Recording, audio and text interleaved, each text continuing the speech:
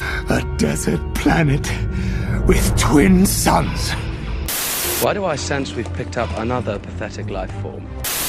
Use my knowledge. Much to learn. You still have. Welcome back to Twin Sun Talks, folks. I'm your host, Jonah Liu. Thank you so much for listening, and thank you for joining us for this week's episode. Today we're going to be talking about Darth Bane and his life, his timeline, mainly in Legends, but he's a super cool character from the Old Republic, the pioneer of the Rule of Two, and I can't wait to talk about it with y'all. So without further ado, let's dive into ARC Trooper training. Gentlemen, who wants to be an ARC Trooper? I do, sir! So Darth Bane was officially canonized in the Clone Wars Season 6 whenever Yoda goes to Morband, or more appropriately known as Korriban, to sort of discover the secrets to immortality and continue his trials at the behest of the priestesses, the Force priestesses. But his story wasn't canonized whenever we did get to meet him in that episode, actually voiced by Mark Hamill, fun fact. But the story of Darth Bane is best told in the trilogy of books that is, they're no longer canon, unfortunately, but they're really, really interesting. They are called, in order, Path of Destruction, Rule of Two, and Legacy of Evil. I would highly, highly recommend reading these books, and this podcast is going to have a lot of pretty significant spoilers for those books. So if you are planning on reading those and you don't want those spoilers, go ahead and stop this episode now. It'll still be here when you get back. But I'm going to be going through sort of a Cliff Notes version of all three books and hitting kind of the most significant moments in Darth Bane's life. So starting with Bane's childhood, he was actually raised as a miner on a Patros, and his name was Dessel. And his father was extremely abusive and blamed Des, as he was called in shorthand, for his wife's death because she died during childbirth, and considered his son the bane of his existence. Get where that's going? After his father nearly beat him to death at the age of 18, Des, at the time, dreamed that his father died from a giant hand squeezing his heart, and the next day, his father was dead. Once again, you see how that might tie in? Yeah, a little bit. Eventually, he left Apatros after he got into some trouble with the mining corporation that sort of owned and operated on Apatros, and so he was able to enlist in the Sith army. He was a foot soldier in a platoon called the Gloomwalkers, and eventually it was discovered that he was Force sensitive, so he was recruited into the Sith Academy on Korriban, which was the Sith homeworld, the Sith sort of base of operations. Consider it like the Coruscant of the Sith, or the Tython of the Sith. Bane quickly rose to excellence among his fellow students. He donned the new name Bane as a sort of prolific middle finger to his father, and to kind of spit in the face of his memory. But he quickly rose to excellence among his fellow students, both in his Force abilities and lightsaber skills.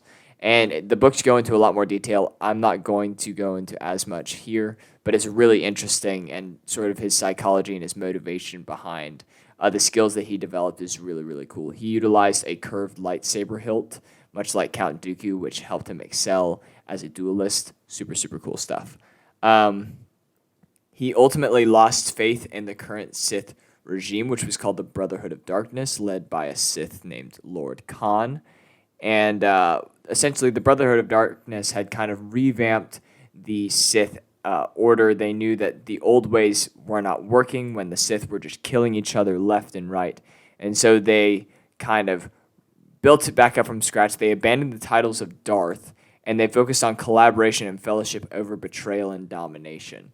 So really, they kind of moved closer to what the Jedi were, and almost kind of emulated the Jedi model of operation, which is super interesting. And that's a whole other thing, is that the Battle of Ruusan, which is a giant, very long and grueling conflict between the Sith and the Jedi on the planet called Ruusan, which is sort of a subplot of the first book in the Darth Bane trilogy. it's super fascinating because the Jedi and the Sith they almost meet each other in the middle, where the Sith are becoming more and more collaborative, more and more almost brotherly in their approach, and the Jedi are becoming more and more brutal, more and more Sith-like. And honestly, at the end of the day, there wasn't too much difference between the two sides, which is super interesting, and I'll go into that more in another episode. All that to say, Bane saw this order as weak. He thought Lord Khan was a coward, and therefore did not have any faith in their ability to uphold the philosophy of the Sith. And so he left the order and went in search of new knowledge. And in his search, he used the holocron of Darth Revan to draw inspiration for a new Sith order. And under this inspiration, he instituted the rule of two, for one thing, to avoid the infighting that plagued the Sith in the past, which allowed many weak individuals to rise up together and overthrow one powerful individual. He didn't want that. And he also found infighting to be rather unproductive as a way of operating. And so essentially he developed a system where there would only be two members, one to embody power and one to crave it. And essentially it's just the master and apprentice model, the model that we see for most of, or for all of Star Wars within the confines of the Skywalker saga. So ultimately, Darth Bane was able to deceive the Brotherhood of Darkness into destroying themselves along with a large sum of Jedi by using a thought bomb.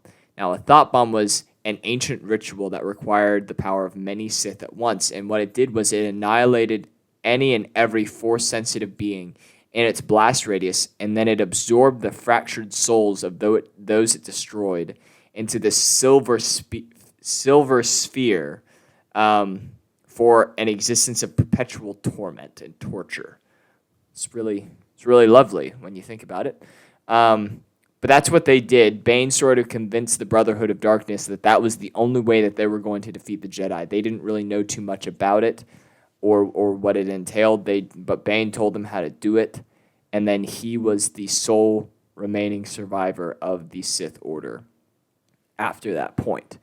And in the carnage of the thought bomb, Bane found a young girl named Rain who had killed two soldiers single-handedly in a bout of rage. She's this little girl, and she killed two full-grown, fully trained soldiers. And Bane took this girl as his apprentice and deemed her Darth Zana. And it should be noted that Bane has been using the title of Darth since he started his tutelage under the teachings of Revan's holocron. He's bringing it back. It's a title of respect and signifying the true Sith, right? And so Bane's been operating as Darth Bane since he left the Brotherhood of Darkness. He's no longer Lord Bane. So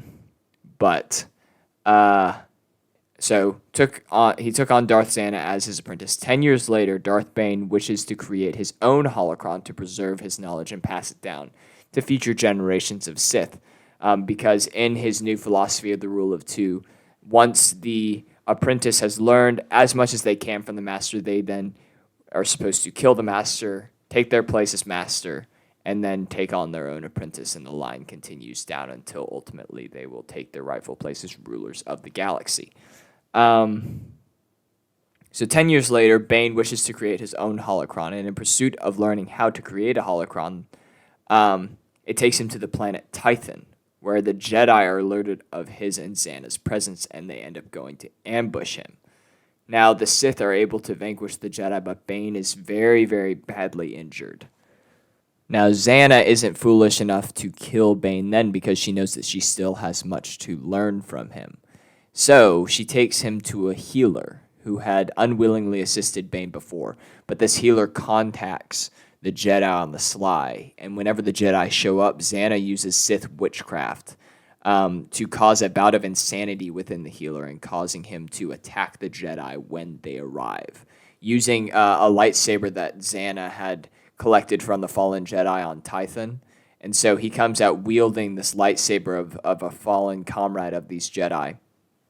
And the Jedi take him out very easily, and they assume that this was the Sith, that this was the one that they had been alerted to. He had killed the the healer who had alerted them to his presence, and then in a desperate attempt to preserve his own life, he tried to attack them foolishly and was then killed. But Xana hides herself and Bane until the Jedi leave, and under the foolish assumption that they had actually killed the Sith and they had eradicated them from the Jedi once and for all.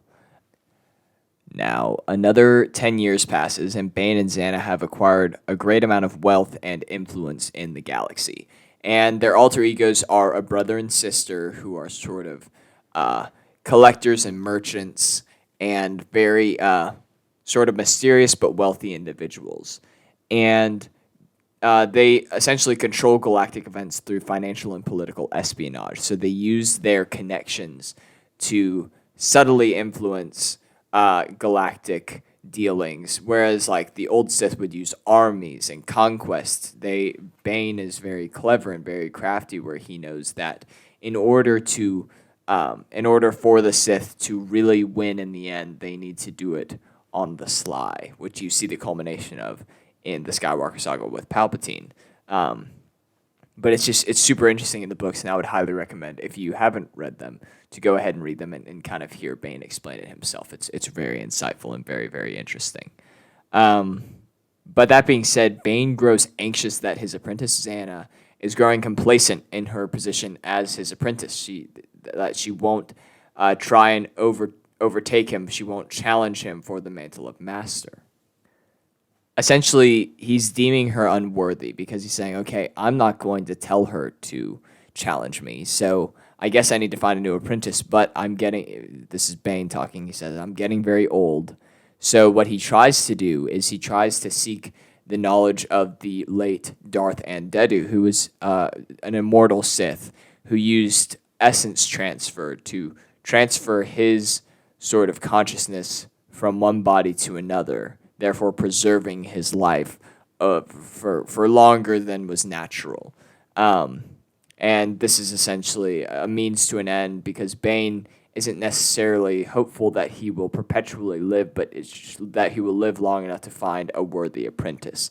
Now, Xana, whenever she finds out that he's doing this, thinks that that's a direct violation of the rule of two, that he is trying to essentially claim all the power for himself in perpetuity, so that he will never have to give up his power. He will just be the one true Sith, the one true master for all eternity, as he just jumps from body to body, which she does not take kindly to. But that being said, Bane pursues this knowledge. He finds Darth Andedu's holocron, but on his way back from retrieving the holocron, he is ambushed and taken prisoner by a group of assassins. And after he escapes from those assassins, he runs into Xana, and they have a brief altercation that ends in a draw. Bane then takes a skilled Iktachi assassin, who is a pretty prominent player in this third book, as his new apprentice, and flees to the planet of Ambria. And on Ambria, Bane and Xana have a final duel where Bane attempts to transfer his essence into Xana, but ultimately fails. And his spirit was then destroyed, and Xana takes the Iktachi assassin as her new apprentice, named Darth Cognos. That is really the end of Darth Bane's story, but he's a super interesting character, deemed by most to be the Sithari, which is essentially the Sith's version of the Chosen One. He established a regime of Sith that would rule for 1,000 years unseen by the Jedi, culminating once again in Palpatine's rule. And he's just a fascinating character that I hope we get to see on the big screen, and I hope that we see him done justice. If not the big screen, then the little screen, the streaming screen on a Disney Plus show or something like that. But that being said, this is about all that I have to say about his story. Once again, most of this was legends, but I still think it's super interesting and worth talking about. I would highly recommend reading the books if you haven't already. I only touched on like major plot points, and I really skipped through most of especially books 2 and 3. So there's still a lot for you to read if you so desire, and I would highly recommend that you do. That being said, this wouldn't be a proper episode if I didn't leave you with just a little bit more. So for a time, Bane utilized parasitic creatures known as orbalisks as protective armor because their shells were resistant to lightsaber blades, but the parasites themselves fed off of dark side force energy and continually pumped their host with a stimulating toxin, which was over time very, very poisonous and very detrimental, but it wasn't quite enough to kill the host immediately because they're parasites, so they're not trying to kill their host outright, but they are still causing harm. So that was a very interesting plot point, pretty relevant in the second book, if I'm not mistaken, but still a pretty fascinating tidbit. So that's about all that I have for this episode. Make sure you stay tuned for our second to last Obi-Wan Kenobi review this Wednesday, and then this month's Ability to Speak Does Not Make You Intelligent this Friday, and then we have our 100th episode next Monday. So this is a pretty significant stretch, pretty busy stretch for me, but I hope that y'all enjoy everything that I have coming for y'all. I certainly enjoyed recording it all. So that being said, you've taken your first steps into a larger world. May the Force be with you, and I will see y'all in the next episode. Bye, friends.